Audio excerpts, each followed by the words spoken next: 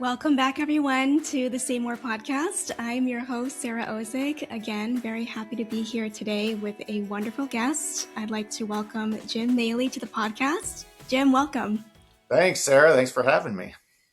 Thanks for being here. So Jim is someone that I will share with our listeners that Jim is someone that I just recently met, just a few days ago, actually, through the power of social media. And I'm so happy that he's here today to share his story. If you're not familiar with Jim, I'd love to have Jim introduce himself so you can get to know him a bit. Yeah, well, I'm Jim Maley, and I know you're in Massachusetts. I had to wear my Holy Cross gear as someone who went to school out in Massachusetts. I'm actually from the Midwest. I live in the Chicago suburbs, but my dad went to Holy Cross, and I ended up transferring from Northwestern out to Holy Cross. I had a great experience there, and I love the East Coast, and I wanted to introduce myself that way. But just in general, I'm a father of four. I have 3 boys, 1 girl. I married my high school sweetheart. I was a former college basketball player at Northwestern who had some struggles, which I'm sure we'll talk about. And I've had a couple reasons why I've started to, talk about mental health and talk about my own story in order to try to help others. And that's one of the reasons why I came on the podcast. So I'm happy to do it. And really just commend you for taking time out of your schedule to be here today and chat about a really important topic. And I think a topic that needs to be talked about more publicly, without shame, without judgment, without fear, because I think that's what can keep people feeling stuck in their healing journeys, right? So I'm really happy that you're here today. So one of the first questions I like to ask all of my guests on my podcast is what mental health means to them. So what does mental health mean to you? I think mental health I like to think of it as just health, because I think a lot of people kind of separate, the physical side and the mental side. But I teach health class. I'm a PE teacher. And I think the mental side of things is just as important as the physical side of things. And in fact, maybe even more important. And I just try to address it with my students that way. And I try to be really open and honest. And I think mental health for me is just being comfortable in your own skin. And part of that for me has been finding a purpose. And the purpose for me has been, going around and sharing my story to try to help others. And to me, that has improved my mental health tremendously. Just being open and honest and not afraid. It's been a form of self-care for me. And it's almost like you're being kind to yourself too, right? So I think for many people who experience symptoms of mental illness or know someone in their family that struggles with mental health, I think there can be this perspective that, or this reality even, that we're very hard on ourselves. We should be doing this, we should be doing that. Why aren't we in a better place? Why am I struggling today to get out of bed? Why can't I have the energy to take a shower? And I'm really glad that you said this, because part of mental health, caring for ourselves, is being kind and speaking kindness to ourselves. So it sounds like you've really found some purpose in that.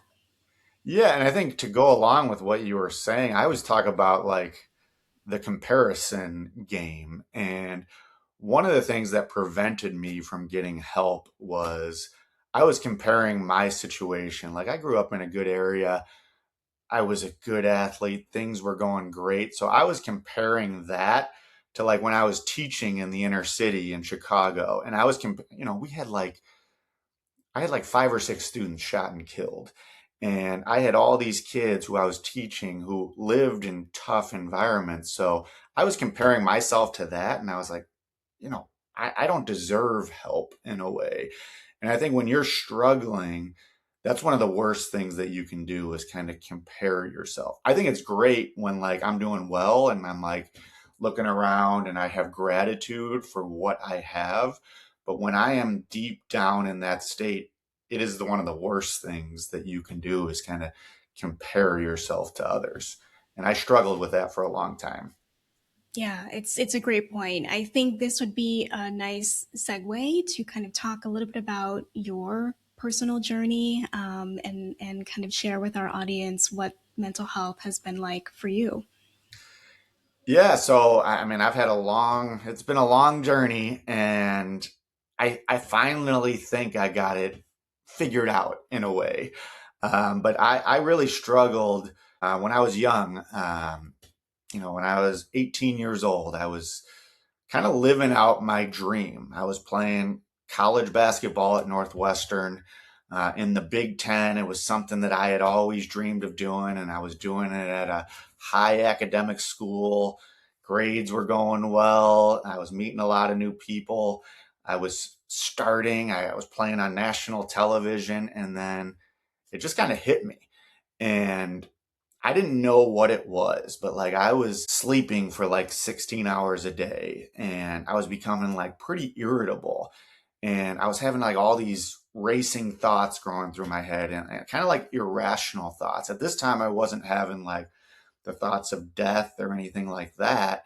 But like I remember like the day we were playing Michigan at home and I was sitting in my dorm room and I was kind of like shaking uncontrollably. And I would have this thought over and over. Like it was like, I hope I go out and tear both of my ACLs so I never have to play basketball again. And when I say that, like when I go around and speak, like I always say, like that is irrational. It's illogical.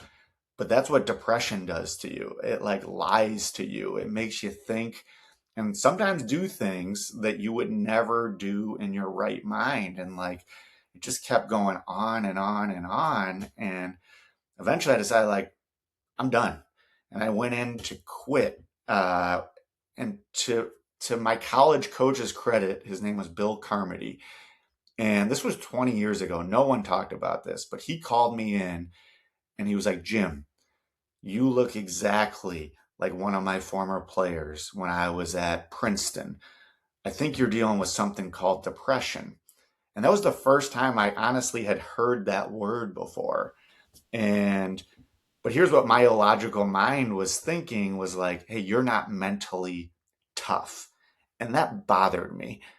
He didn't say that, but that's what my mind was thinking he was saying. And like I've considered myself mentally tough, like from bouncing back from failure, playing under pressure, I was mentally tough. Picture this, like I'm 6'7" right now. Well, I was 6'7" then, I'm 6'7" now. I'm 230 pounds. At that time, I was 165 pounds.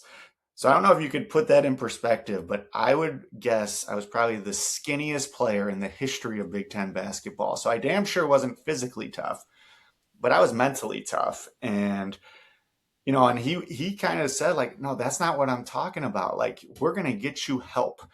But I didn't want to listen. And I got up to walk out and he said something that I always say when I present. As I was walking out, he said, there's going to be a day in your life where you realize I was right. And he was right. And as I walked out, he said something that even at the time, I was like, that was a pretty good line. He goes, I guess you're just a stubborn Irishman. And it's true. Yeah. Like I was stubborn, but that stubbornness is what helped me get to that point. It's what helped me become a good athlete when I was 65 pounds underweight, become a good student when I really wasn't naturally that smart. But that same stubbornness caused me not to get help for another 10 years. Um, and I ended up transferring to Holy Cross, had a great experience there, loved it, learned how to speak, learned how to write pretty well. And I kind of felt vindicated. It was like, that guy was wrong. He had no idea what he was talking about. But then about 5 years later, it hit again. And when I was coaching in the inner city, and it kind of came to a boiling point when my wife walked into our condo in the city and she saw me like curled up in a tiny little ball underneath a blanket. And I was like crying. I don't even remember this, but I was crying hysterically and I was not making any sense. And she panicked in a good way. She called my parents. This was at like 2 in the morning. They drove down in the city. And that's when they saw it for the first time. That's when like they truly saw it. And my mom then shared her story with mental health, how she was hospitalized when she was 32 years old. She shared our family history, which I had never heard before. And I think a lot of people think like, well, why'd they wait so long? But here's what I always say. First of all, I grew up in an Irish Catholic family. No one talked about this. And no one talked about it in general at that time. But the bigger thing is people dealing with depression are become great actors.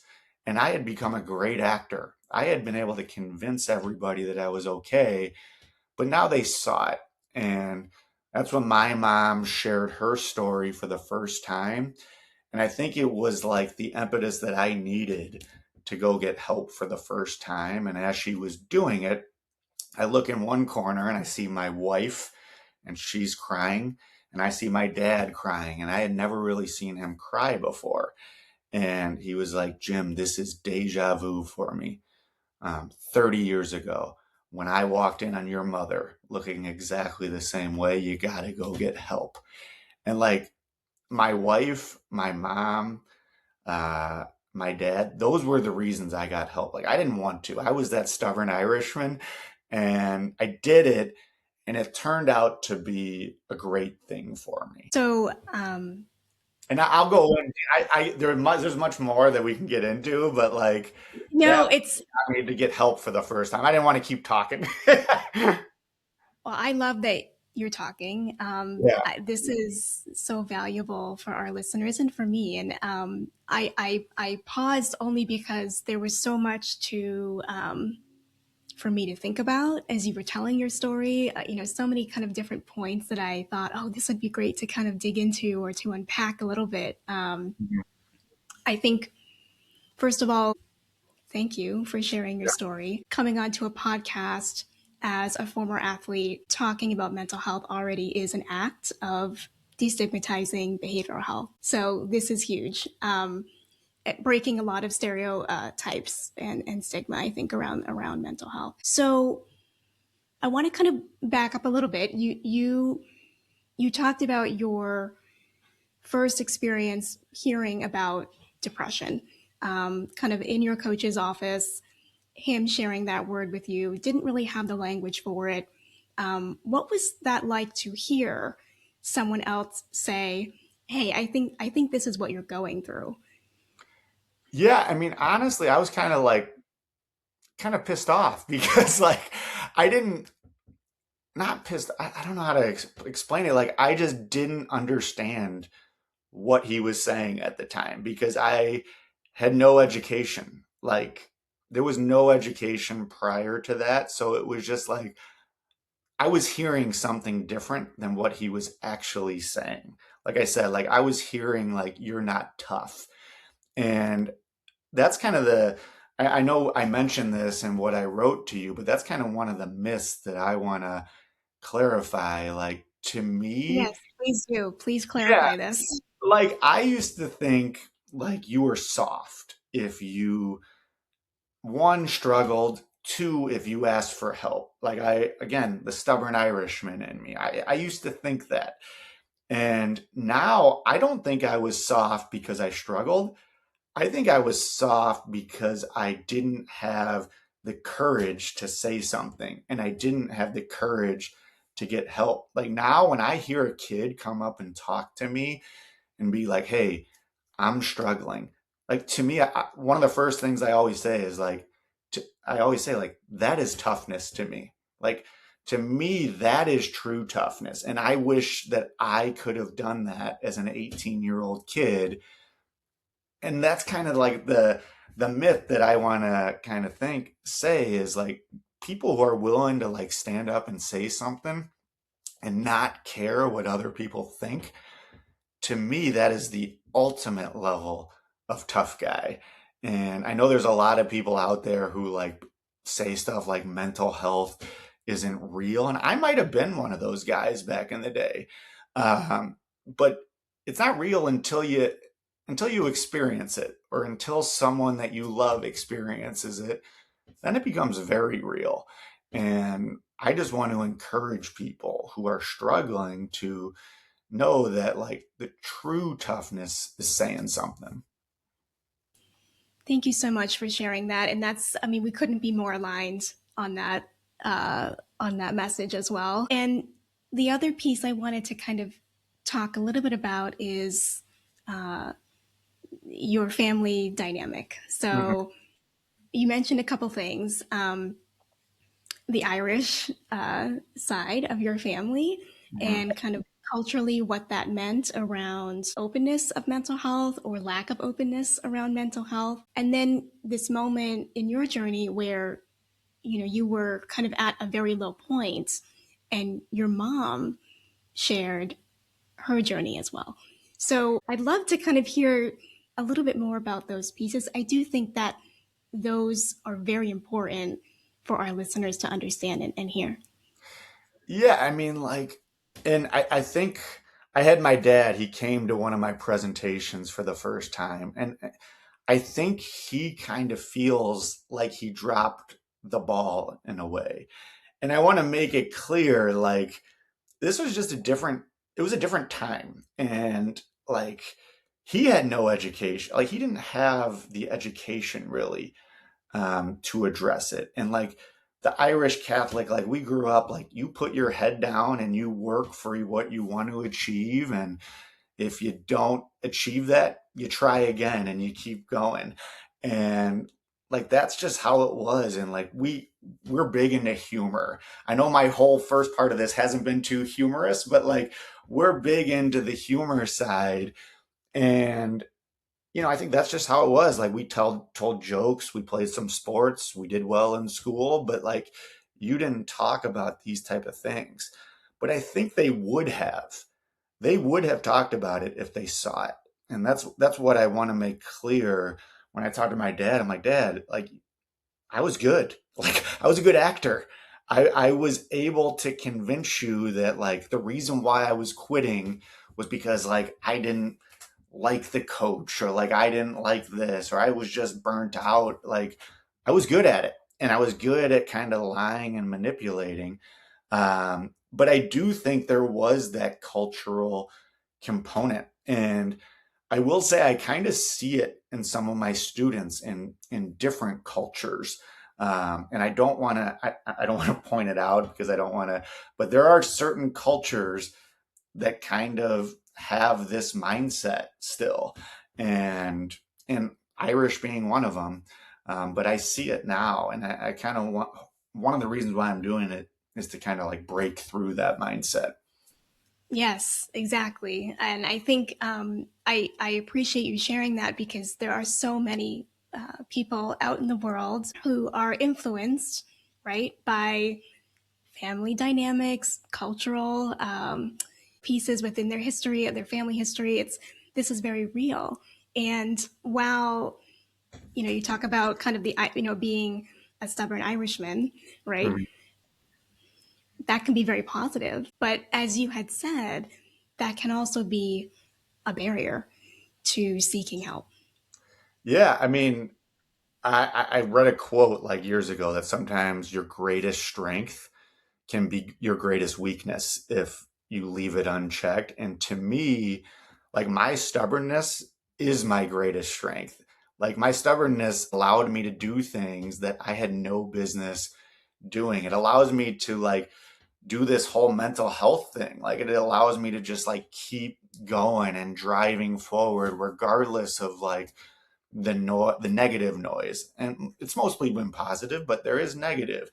And that stubbornness has helped me in a way, but it really, really hampered me in terms of addressing this issue that I just didn't want to address. And I didn't want to listen to anyone about it for years. It's something that I do want to amplify a bit here is this notion that everybody's journey is different with mental health. Mm-hmm. And they need to be ready themselves to take the next step. So, and I wanted to mention this because, this would happen quite often in the clinical setting when I was seeing patients directly, where they would come in mostly at the encouragement of a family member or friend. Mm-hmm. And they would say, yeah, it's they're kind of noticing like you know, I'm not myself. I'm not doing much around the house. Maybe I'm sleeping a lot. And anyway, they wanted me to come here, Yeah. and which is a great first step, right? Just acknowledging that they got into my office, they sat down. That's a huge step. Mhm. um, but it's really part of part of the work is meeting them where they're at, and Mhm. so until they're ready to make that next step with their mental health journey and to start learning coping skills, tools, even just having an education and understanding of what mental health is, it's going to be hard to get there Yeah. until they're feeling ready for that. Yeah. I mean, it's almost like for me, I mean, I addressed my mental health in terms of like getting out of that dark place. And it was great. Like I got on, met with a psychiatrist, and he was kind of able to make the distinction, because what bothered me is like, I'm like, my life's pretty good. Like my wife had just lost her dad, and like we were all sad, but no one was depressed. Like the kids that I worked with, they had some tough lives. No one was depressed. That they probably were, but I didn't know about it. Um, but he made the distinction, like there's different types of depression. There's like that situational side, and then there's like that biological chemical component, which he was my mom's psychiatrist and he was my grandfather's psychiatrist. And he was like, that's what goes on and that's what's going on with you. And like that was like a light bulb moment for me, because it kind of made me understand like why this was happening. Like I was looking at it from the perspective of like, I haven't had any deaths. I don't have a illness. I don't have anything going wrong. And this is still happening to me.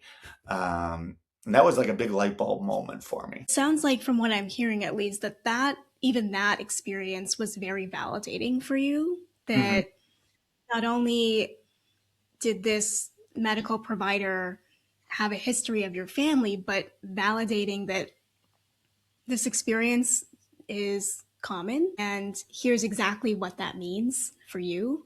So I think, again, kind of going back to your earlier point of just having language, having an understanding, like a baseline, just like a baseline understanding of what that is, I think can be a very powerful tool for Yeah. people. Yeah, to kind of help get themselves into the next phase of their Yeah. life. Yeah. Like it's almost like think of it, I use the term buy in. It got me buying in for the first time. It got me buying into the mental health. Like my mother sharing her story, that got like that buy in. Then this guy mentioning those two different distinctions, that got the buy in for me. Now, I will say like the journey wasn't over, but like, I got on medication. I know there's some people who are anti-medication, and I guess I get that in a way until it saves you and gets you out of a dark place. I became a believer. Now it wasn't the total answer. I don't think I figured out the total answer till years later, but at least it got me feeling back to my normal self. And in fact, it got me feeling better than my normal self. So it was a great thing for me, but it wasn't the whole answer. And that's such an important point as well, Jim, that therapy, medication, a combination of of the two rather, can be a really, really helpful part of treatment and helping people feel better. But it's not always the entire picture. Yeah. We often talk about support network, a support group, a few key people who you can count on no matter what, hobbies, activities, finding a purpose. These are all parts of helping us feel mentally well. Yeah. Yeah. And I think the big thing too is the fact when I started being open and honest about it. Like when I go around and talk, I'm always like, this isn't necessarily for the person who's in a deep state of depression. Cause like when I was like that, I was not listening. Like there was stuff going on in my head. I was not listening. It's more for all of you people around that person to I call it the tells. I call it my depression tells. It's things that I can't see for myself, but like now my dad knows them. My wife knows them. And like one of the things for me, a depression tell for me is that, like, let's say you ask me a simple question, like, what color is my shirt? Instead of just saying purple right away, there will be like a split second hesitation. And that is one of the things that my dad looks for. And he's like, I think you're going through it right now. And usually he's right. And it's just like that simple tell that maybe is just nuanced with my experience. But I think we all, like people who struggle, all have them. But it's important that you're open with the people around you because I think they could be your greatest advocate in a way. Again, we fully align on this message, and that's why I love having you on this podcast. It's so nice to find like-minded people in this world, and it can feel very much the opposite of that Mhm. for many people. So the more that we can talk about this, share people's stories, I think the more that we can all find validation, connection, and support. And for me, that's the purpose why I'm doing this podcast. Yeah. It's not about me. I don't want it to be about me. This is Yeah. about my guests and their Yeah. stories. Well, and I think it's true. Like, I'm a man, you're a woman. I'm from the Midwest, you're from the East Coast. Like, we might have different views, I don't politically, but it doesn't matter. Like, this is something that I think everyone can get behind in a way because, and it's not necessarily that everyone experiences it, but you'll know someone who does. And you can be someone that supports them as opposed to making them think that they got to keep it in themselves. And that's a nice segue too. I'd love to hear a little bit more about your decision to start speaking engagements and kind of telling your story more publicly. If you would share a little bit of that with our audience. Yeah. So, like, after I got help for the first time, I still kept it pretty close to the vest. And 5 years later, I was teaching and coaching at this all boys Catholic school on the south side of Chicago. And it hit again. And, this time it was worse because I think one of the worst part for me about depression is not like the hopelessness. It's not like the thoughts of death, even. It's that it completely takes away my ability to think logically and make decisions. And that's what was happening to me. Like, I was sitting in front of my computer trying to make practice plans for practice. It was something I was good at and something that would only take me about 10 minutes. And I would be sitting in front of my computer like that for hours with like my wife trying to help me. And like I realized like this was unfair to my players that I was coaching. It was unfair to my students. It was unfair to the school. Like I needed to get myself right and I had to take a leave of absence. Um, Luckily, I got better pretty quickly. They made an adjustment to the medication that I was on and it got me back. But here became the dilemma. It was like, what was I going to tell these kids? These were, 16, 17, 18-year-old boys from the south side of Chicago. These were tough, hard-nosed kids. Like, to me, in my mind, it was like, they're not going to buy into this. They're not going to believe in this. So initially, I was going to lie. I think the plan was I was going to say I had mono, and that was the plan. And my mom, though, she stopped me. And my mom stopped me as I was leaving my parents' house, and she said, Jimmy, there is going to be a boy in that room that hears your story and goes and gets help because of what you tell them. You cannot lie. And as always, my mom was right. Like I went in and I emotionally told my story in the locker room for 30 minutes to these kids.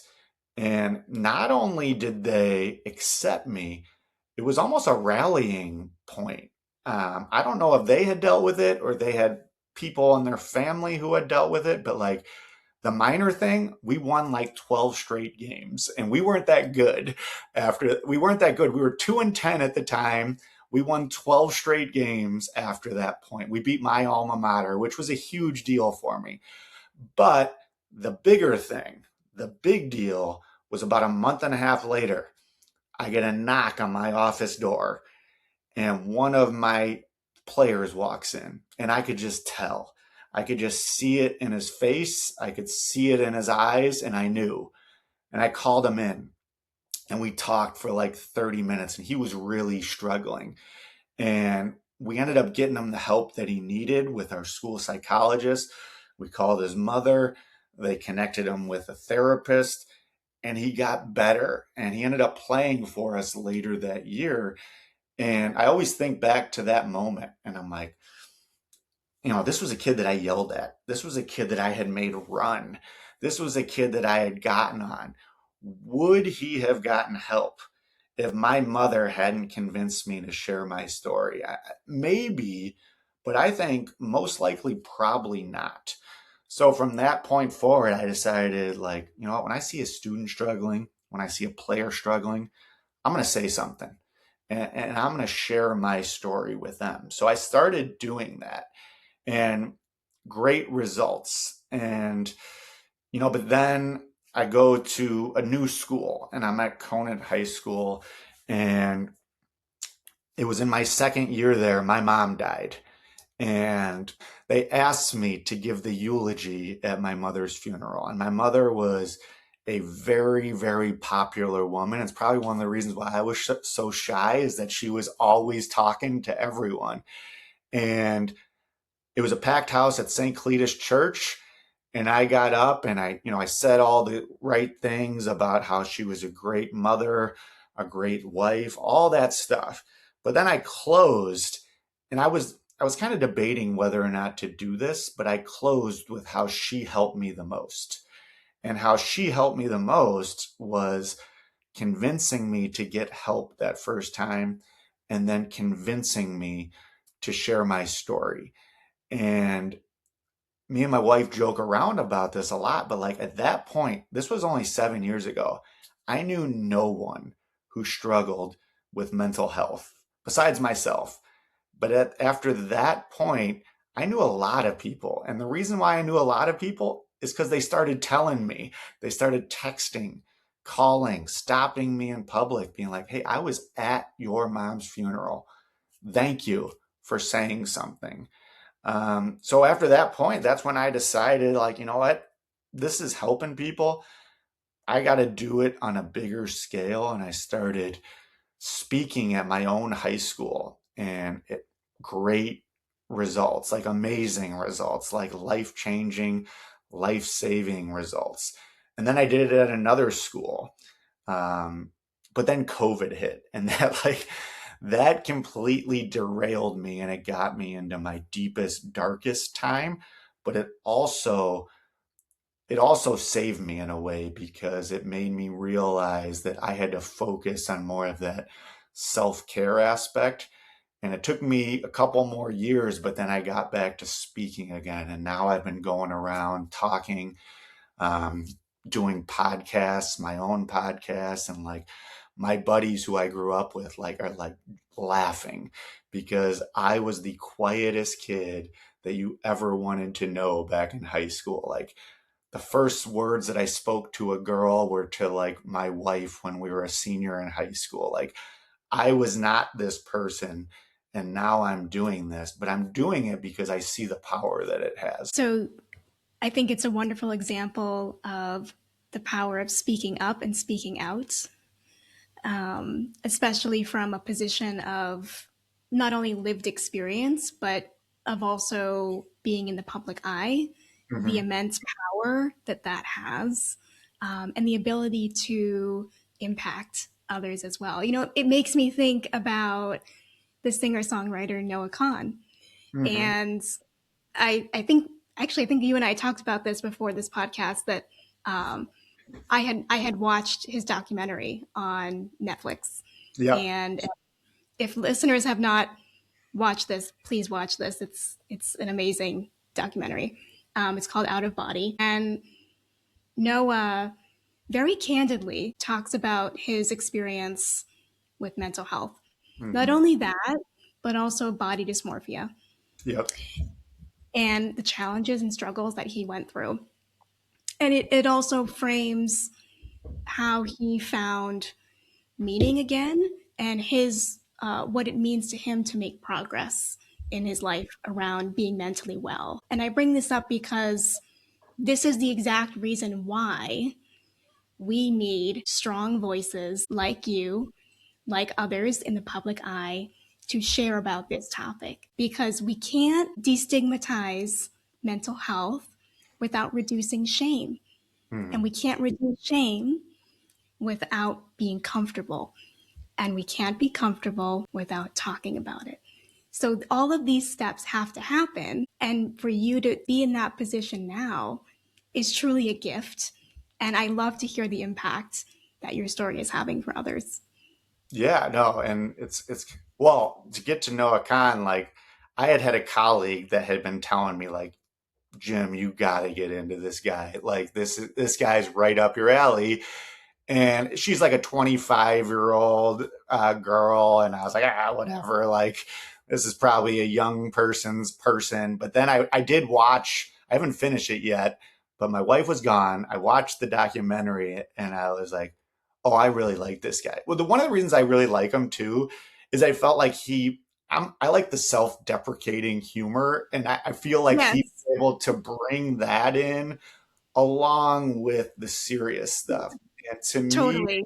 yeah, to me that gets me that gets me like into someone. Like I like when people have that ability, and he clearly does. And I think that's part of his purpose. Now his purpose is obviously making a ton of money making music, but um, he is a mental health advocate, and I feel like to me in a way I have found a purpose that I never thought I would have found. Like I thought my purpose initially was playing basketball. Like that was my purpose.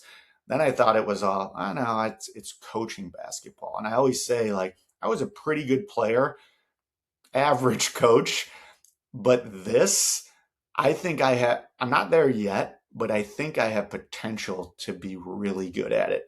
And I feel it. I hear people tell me, and it keeps me going. And it's a purpose that has not only is it for helping others, but it helps me as well. I will say you are excelling Yeah, in you are excelling as a speaker and an advocate for mental health uh, thank by you. saying yes, yes, by saying yes to these opportunities, by putting yourself out there, by talking with students who you see, you're observing that they are struggling. That's what it's about.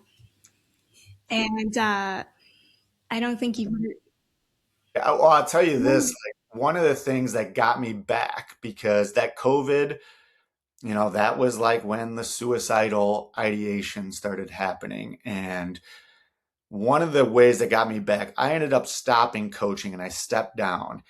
And this guy from the Daily Herald, which is a newspaper in Chicago, he called me up and asked me why. And I went into it. And he goes, Jim, this is amazing. I love that you're saying it. Do you really want me to publish this? And I said, yes, I do. Because there's probably someone else out there who struggles with the same thing. And about 2 days later, I get an email from a former student who I had never met before, but she was a student at the high school that I went to. And the top of the email said, Mr. Maley, you saved my life. And she said, I was in that auditorium when you first spoke at Conant, and I was crying because you were speaking directly to me, and I got help because of what you were saying. And I just wanted you to know that, and I want you to keep doing it. And that kind of got me back to speaking again because hearing that impact. And since then, I've heard similar things from different people, even from that girl's mother. wrote me something very similar. And I have people come up to me in person. I have them write years later. And to me, those type of things are what motivate me to keep going, and something that I wish I had as a kid growing up. And, people can be out there saying mental health isn't real, all that stuff. It is. And I'm here to say it. Um, and luckily, I think it's registering with people, and not just kids. A lot of times it's been adults, like it's been the teachers in the room, or when I go and speak to a group of adults, sometimes I think it's even more impactful because those adults, kids kind of get it a little bit more in my eyes. Like they understand it. They've had been educated. You said the language, like they have a little bit more of the language. Now it's not there completely, but to me, it's better than like the 40-year-old men like myself who didn't grow up like that. And I've gotten that out of it too, is hearing them saying like, "Hey, I get it. You really helped me today." And I think that's cool. So, a couple things I just wanted to touch on here. Thank you for sharing your perspective. I think the kids now get it because they have us. Yes. They have us. They have people in their corner shouting as loud as we can for them and to be a support for them about their mental health, right? So that's number one. Yes. And I love that shift. I love that shift so much because that's what's going to change, like societal norms. That's what will change it. Um, and to go back to your point, 20 years ago, even myself, like growing up, that mental health was not a topic people Yeah. brought up, uh, especially like high school, college. Um, it just wasn't around. And we as a society, I think, have really evolved past that point. I see it even on social media, right? Podcasts, singer songwriters talk. I mean, it's out of the shadows now. Yeah. Yes. And what a gift that is, because the more that we heal and we talk about this openly, the more that our kids and their kids won't have to go through what we went through. Yes. And one of the things that I always say too, like when I speak, I lead with a disclaimer, because I had this student who came up to me once. I don't know why they said it. It was like during class, and they were like, "Mr. Maley, you're just a gym teacher."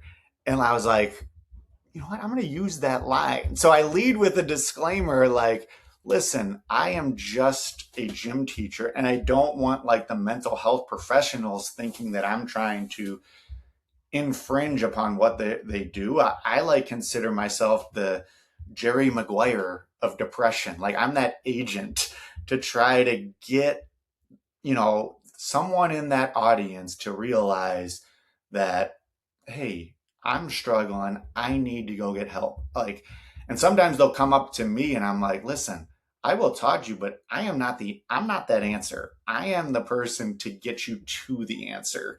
But I will talk to you because sometimes I do think it's beneficial to talk to someone who has struggled. And I will talk to you about that till till midnight, but you need to go get help. And I always like try to say that so that people understand like I get my role. And I'm just trying, like, as a sports analogy, I'm trying to be an all-star in my role and get you to the superstars who can really help make the change. And I will say that the mental health providers of the world, myself included, Mhm. we need people like you. We need to build a network. I think about it like truly like a net, right? So if someone's falling, that they've got this really sturdy, strong net underneath them. Now that can't be done with just one person. Yeah. So we need people with lived experience. We need strong voices. We need male voices. We need a community of people to support an individual. So it's not just, right, the therapist, it's not just the doctor or the prescriber or the coach. It's everyone together saying the same message that, Yeah. hey, what you're going through, I can help you. We can help you. You're not crazy. We know what this is, and there is help available. Yeah. Yeah. No, exactly. And I think that's kind of the message that I have been, really trying to get across. And I do think it has really registered, specifically like with the people that I'm teaching, with the boys. I mean, it registers with everyone, but I teach two classes that are called advanced basketball, and it's pretty much all boys. And since I started like being vulnerable, like my teaching has just skyrocketed. And it's one of the things that I try to tell teachers is that, like, we were always taught, like, yeah, you don't share anything personal with your students. And I get that. But with something like this, specifically with what some of these high school boys are going through right now, like, they need someone talking about it. And I'm willing to be that person. So, Jim, June, I'm sure you are very much aware, is Men's Mental Health Awareness Month. Mm-hmm. Yes. And, you talked about being a voice as a male for these boys. I'd love to kind of get a little bit more into that if you don't mind sharing some of your thoughts, why it's important for boys.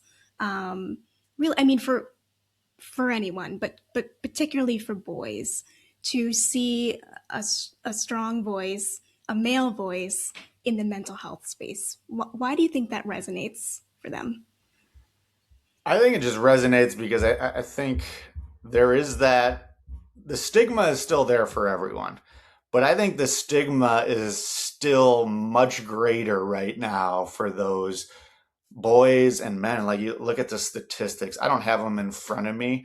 But when I teach health class, we go through them, and like, boys are not getting help and they're dying by suicide way more.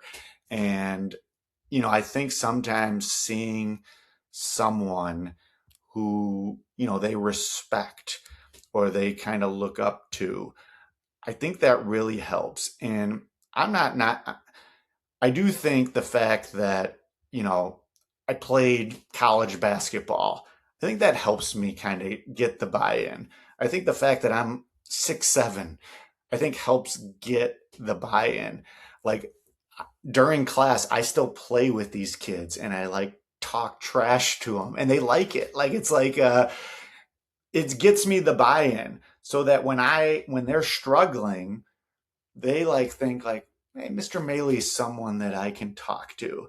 And again, it's not the answer, but then when they come and talk to me, I can then bring them down to, one of the social workers at the school, and they can get them the help that they've needed.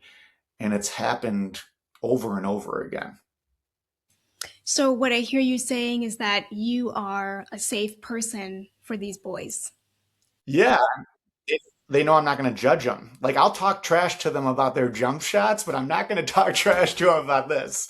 And you know what? You need that banter. You need the humor. You need the digs. Like that's also, I think, what some boys respond to. But, but truly, you are also a very safe person for them. And I think that's one of the myths that I want to dispel, especially around Men's Mental Health Awareness Month, is it's okay to be a man who expresses vulnerability. Yeah. It's okay to share your struggle, and that does not make you weak. In fact, you become a safe person for someone else Yeah. to then feel comfortable with. So I wanted to just mention that as well. And what a great example you are for your students. Oh, thank you. I appreciate that. Yeah. Any other myths that you would like to kind of get at today, that you would like to share with other people just around mental health, men's mental health? Would love to kind of hear your perspective.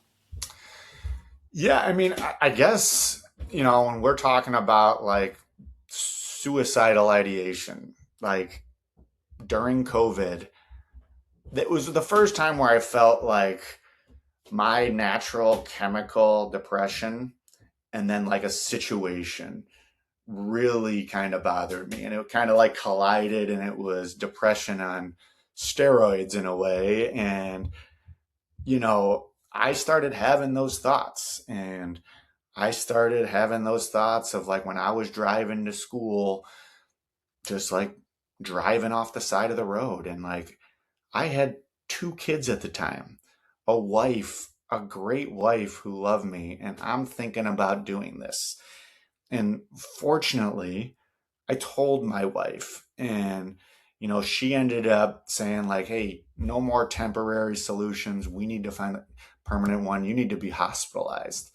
And it turned out, as much as like I was thinking it was going to be like, have you ever seen One Flew Over the Cuckoo's Nest?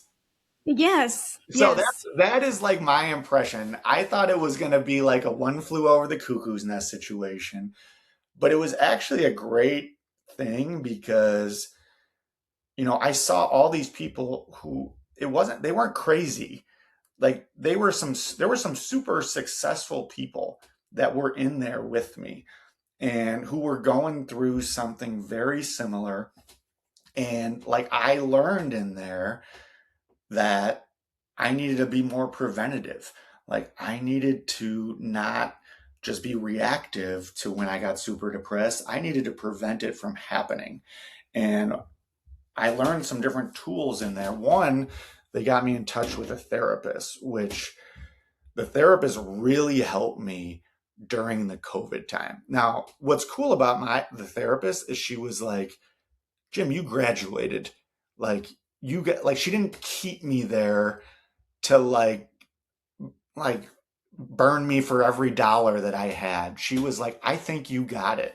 And if you ever want to come back to me, I am here for you." And I thought that was awesome. Like she gave me some tools that really helped me during that time. When I was in the hospital, I don't even know if this is true or not, but I'm going to live by it. Like when I was in there, they started talking about the link between dehydration and depression, and how like it's not going to like it's not going to get you out of some sort of depression, but like if you stay hydrated, it's going to lessen the symptoms. And when I was in the hospital, I was like in this meeting, and I like snapped up, and I was like, holy shit, I have been dehydrated my whole life. Like I was a milk drinker, and we just did not drink water. Like coaches back in the day said you were soft and like whatever. And so from that point forward, I started like being relentless, staying hydrated. And, I don't know what it's been, whether it was those tools that my therapist gave me, whether it was the adjustment to medication, whether it was like these self care tips. But once I got out of there, like I have never been better. And I always say I'm a gym teacher, not a scientist. I'm not going to conduct experiments to figure out what it is. I'm just going to continue to keep doing those things. And I always say, I think it's nuanced. Like it's a nuanced thing, both in how it comes about and how it's treated. So when I share my story with kids, I always say that, like, hey, this worked for me.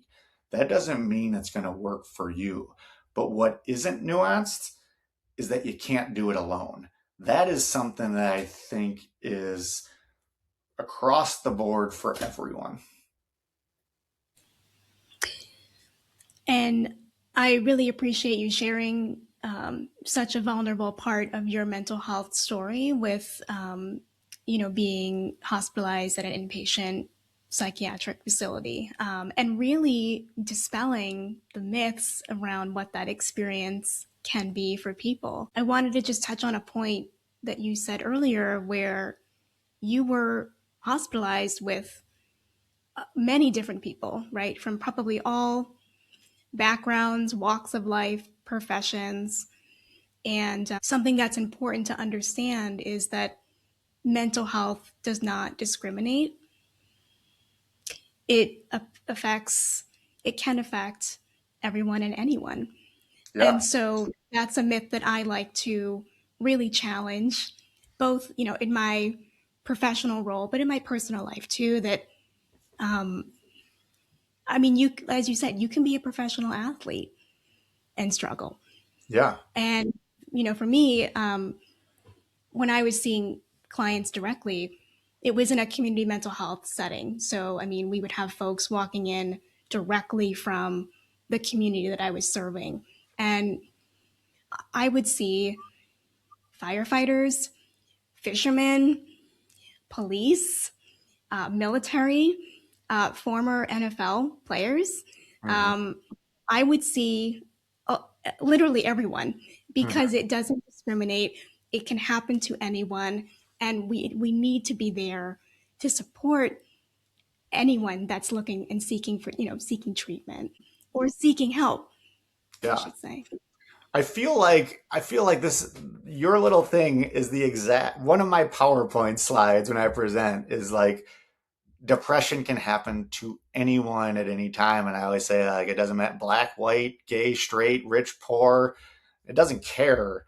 Um, and I think that's something that people need to know. And I think it's kind of like that whole getting back to that whole comparison thing. Like, you can't compare what's your situation to others because it can affect anyone at any time. And sometimes when you compare, that's going to cause you not to get help. We're all running our own race, but it doesn't have to be alone. Yes. Yeah, Yeah. exactly. So, one of my last questions for you, Jim, what would you hope that listeners walk away with from today's conversation? I think, a couple things is that, first, you can't do it alone. Like, I think if you're struggling, you need to go get help. And I don't know what that help is for you. I just know that there are professionals out there who are trained in helping you, and they've been able to help me, and I've seen them help other people. I think you got to learn to trust those people and realize that it's not a sign of weakness. In fact, it's a sign of strength. And then the message that I always talk about is I always talk about share selfishly. And I think it's oxymoronic and it's intentionally meant to be like that because obviously sharing your story is an unselfish act. But here's what I mean by it. When I was coaching, I used to always say, when I was a player, I would always want to set screens for people. And you might not have a basketball background, but I'm trying to explain it. Like when you set a screen for someone, it is a completely unselfish act. It's to help them get open. That's 90% of the reason why you do it. But 10% of the reason why I would do it is that when you set a great screen, you end up being able to get yourself open. And so when I started doing this, I started thinking about it. I was like, I need a sports analogy. And the sports analogy that I came up with was share selfishly because 90% of the reason why I'm doing this is to help all these other people. But 10% is when I do it, I get a boost. Like I talked to you about this the other day. Like after I was done talking to you, I felt better. I'm going to feel better after this conversation. Every time I go speak in front of people, I feel good about it. And so I always try to encourage people to share selfishly, and it doesn't have to be about mental health. It could be like you've struggled with divorce, you had cancer, you had a learning disability, whatever the case may be. When you see someone else struggling with that, let them in because by letting them into your story, you're going to make them realize that they're not alone. And I think that's an important part in terms of like being that Jerry Maguire, that depression agent. Like, in order to get people to people like you, sometimes they need to hear someone be vulnerable about it. I think more than sometimes, Jim. Yeah, yeah. Well, yeah. Yeah. And I completely echo what you said. And just again, so very appreciative of you being here today and being on my podcast. Truly, this was a gift. And I'm so glad that we met. And if people are listening to this episode and want to follow along on your journey, are you on social media? Where can they find you? Yeah, so I have a website, which is the MaleyWay.com. You can also find me on TikTok and Instagram at the Maley Way. Now, I will let you know there's a lot of stuff on there. It's not just the mental health stuff, but I think I've had a lot of stuff with like my family and my kids on there. And I think I told you this. One of the reasons why I do that, I know there's some negatives behind that. However, I do feel like there needs to be hope for people who are struggling. And the reason why I share some of the stuff with my family is to let people know that there is that hope, like that you could be in the deepest, darkest place, you could be hospitalized, and you can get your way out of it. And one of the ways that I do that is to show the joy that I have with my kids, with my wife. Um, and that's why I do that. And then you could also find the podcast, which also has, a podcast that I do with my wife, which we call I Love You, But. And basically, it's like you might not be a Seinfeld fan, but it's like the airing of grievances, which we have. But we do it in a fun, happy way. But I will say, I recommend any married couple obviously go to couples therapy if you need it, but also sitting down for an hour with my wife and talking about like the different things that I do wrong has been so great for our marriage. And I think there's a lot of people who get a lot of joy out of listening to it. Oh, I'm going to have to check that out, Jim. Yeah, I think you'll like it. Yeah, try it with your husband. It's fun. Yeah. Yeah. Well, and as a marriage therapist, it's something that I can recommend to people. So thank Oh you. yeah, I will check that out for yeah. sure. I think it has been so good. Like, cause I have 4 kids, and trying to sit down and talk to my wife is almost impossible. But now this is like our date night every Yeah. Tuesday. Yep. Yeah, Yeah, it's your scheduled time that you're gonna have with your wife, and it's a great like bonding connection. Yeah, there's a lot. I'm really gonna check that out for sure. Yeah, thank you. yeah. You should. She's way better. She is way better than me at it, at the podcast side of things. She's very funny, and I kind of play. I always say I play the dumb idiot, and she says, "No, you are the dumb idiot." I love that. I love Yes. that. Well, thank you everyone for listening. This was truly an incredible episode. I can't wait to see you all next time. And until then, stay well. Take care.